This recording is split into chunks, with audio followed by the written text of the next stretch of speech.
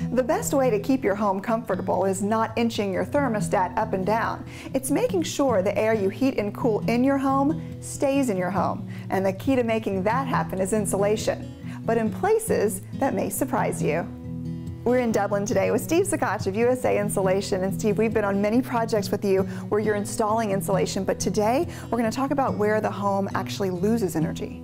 Well, that's correct, Jeannie. And basically what we are looking at is the total envelope of the house, and we're going to be able to address all these areas for you today. What homeowners may not realize is that they can get an energy analysis. Explain to us how that works. This is correct. A lot of people are charging for this, but we offer a free energy inspection, and we will go from the bottom to the top of the envelope of the home and show you where your needs lie. And this is like having eyes behind the walls of the home, and you can see where the energy is actually escaping. Oh, absolutely. We'll be able to address it, and you'll know right away when we're done with our inspection where you need to put your dollars to insulate.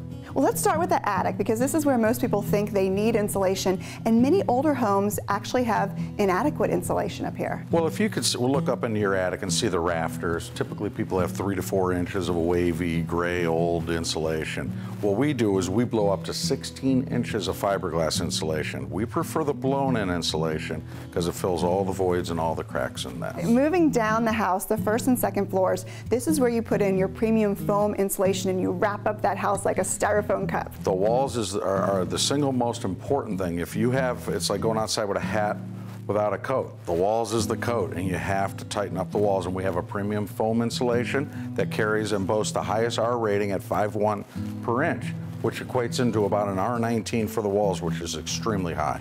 And explain how it's installed, because really you don't even know your crews are there. It is. It goes in like a shaving cream effect, and what we do is we put everything from the outside, so we go through brick mortar joints and we remortar them so you never know we're there. The product flows through the whole system through very small holes. We take siding off, put it back on. Shingles, whatever application, we make it look like we weren't there. Moving down the house, you go to the basement, and this is actually a place where you can insulate. That's true. Now, if it's completely finished, it's probably already been done, but most homes do not have completely finished. Maybe half of it isn't. And you have these rafter areas right here where they're called band joists. This is a big infiltration spot because the rafters sit on top of the block of the house. So what we're able to do is cut little cubes of fiberglass as one option, and then there's a more expensive option, but worth the money, a spray sealant air infiltration foam that we've been using a lot of lately, and it does tremendous results for people. And it also stops the air infiltration from coming up from the underneath. Since you took care of the attic and the walls, that leaves that void area where it just feels it. And this is what surprises me. You can actually insulate the foundation of the home. I've actually never heard of that. That's true. With our foam, again, it's a very versatile product.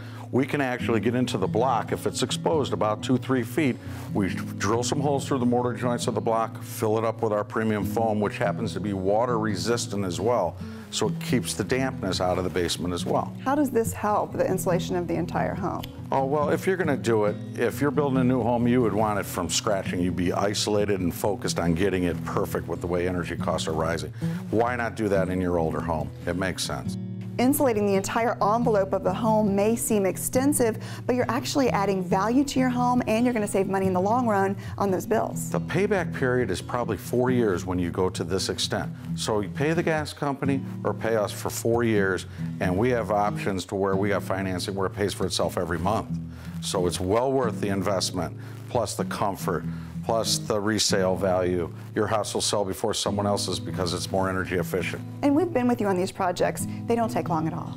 Well, it's a one-day application. We try and keep it that way, and if we have to add a crew on a bigger house, we would indeed do that. You mentioned financing, and you always have great offers. What do you have today? We do, and we've extended the offer now that the energy credit has gone to 500, or reduced to 500 instead of the 1,500. We've gone to the manufacturer, and they've thrown in an extra couple $100 to help the homeowners, give them incentive to try and tighten the gap up.